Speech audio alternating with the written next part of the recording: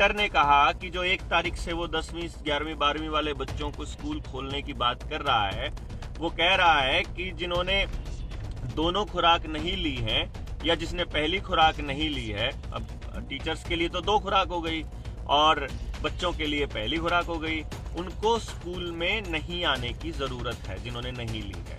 मेरा इसका मतलब ये हुआ कि आप भारत सरकार के उस एफिडेविट की धज्जियां उड़ा रहे हो जिसमें आप उस सरकार ने कहा है, केंद्र सरकार ने, कि कोई जरूरी नहीं है लेना। तो फिर ये क्या तरीका है? पहली बात ये है। दूसरी बात आपको बता दें, खट्टर ने यह बयान क्यों दिया मालूम है आपको? कुछ दिन पहले का शिक्षा मंत्री का और एक इनका दलाल है उसका बयान देखा होगा आपने। क्या कह रहा था वो? कि अभी स्कूल खोलने का कोई प्लान नहीं है, यही कहा था ना उसने। लेकिन लोगों ने अपने अपने गांव में स्कूल के बाहर अपना लठ लेकर जब बैठे और जब इनकी ऐसी तैसी करनी शुरू करी कि तुम रोक कर दिखाना हमको, हम अपना स्कूल अपने आप चलाएंगे, तो सरकार को लगा कि अब स्कूलों को ये जबरदस्ती खुलवाएंगे।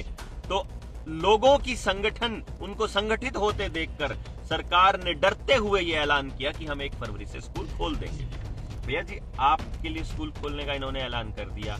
अब इसका अगला चरण क्या वही जबरदस्ती वाली फीलिंग फिर आ गई?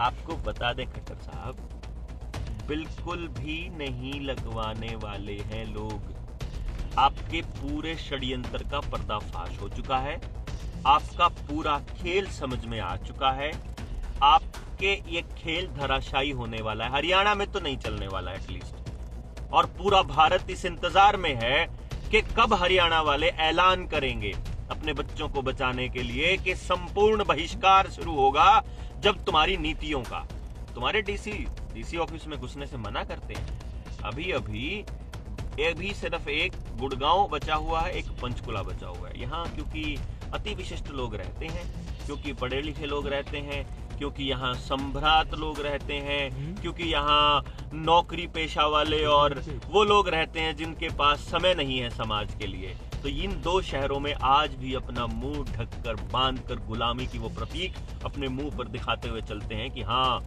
हम अभी भी गुलाम हैं। लेकिन इसके अलावा पूरा हरियाणा एकदम से मुक्त हो चुका है इस गुलामी के प्रतीक से, जिसको हम मुंह का छिक्का बोलते हैं और इन पढ़े लिखे लोगों को समझाने के लिए मुंह का कच्चा भी बोलते हैं। लेकिन अब हरियाणा तो आजाद होने की दिशा में काम कर ही रहा है। आपको ये बता दें कि जब 1 फरवरी से स्कूल खुलेंगे तो आपके स्कूल के मास्टर जी, प्रिंसिपल, उनको बाहर का रास्ता दिखाया जा सकता है। कहीं आप इस वहम में हो कि भाई घुसने नहीं देंगे, जाने नहीं देंगे बच्चों को। एसएमसी डिसाइड करेगी, गांव डिसाइड करेगा, जनता डिसाइड करेगी कि स्कूल में कौन जाएगा कौन नहीं जाएगा। ये फासिस्ट लोग डिसाइड नहीं करेंगे।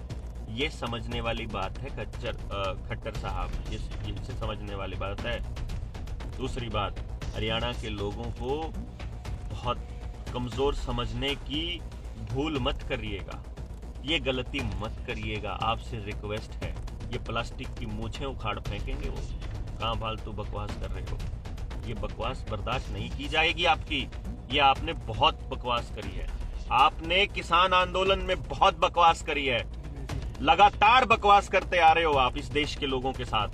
आप ये साबित करते आ रहे हो कि तुम तो राजा बन गए हो और हम प्रजा हैं।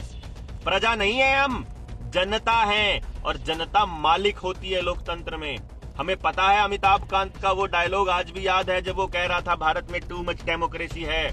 हमें प्रधानमंत्री का वो डायलॉग भी याद है जब वो कह रहा था कि देश का नुकसान हो रहा है अधिकारों से, मतलब हम अपने अधिकारों की डिमांड करते हैं तो देश का नुकसान हो रहा है।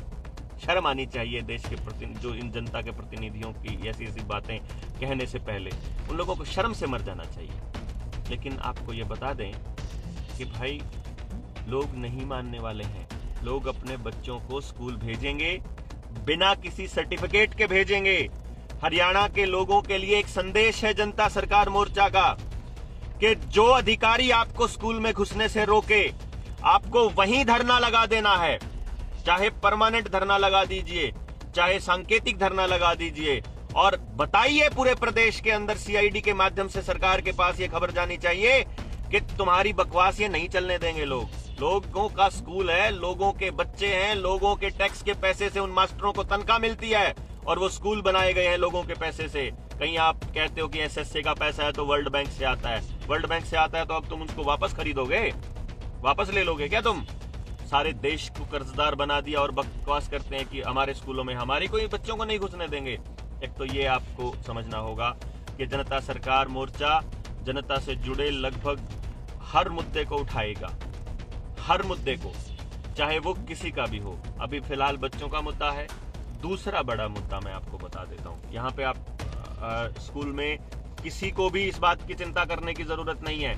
आप शांतिपूर्ण तरीके से धरना रखेंगे, आप शांतिपूर्ण तरीके से विरोध करेंगे और उसी से मान जाते हैं तो ठीक है, नहीं तो लोगों को स्कूलों के बाहर ताले लगाने भी आते हैं, नहीं तो लोग स्कूल में मास्टर्स को भी घुसने नहीं देंगे।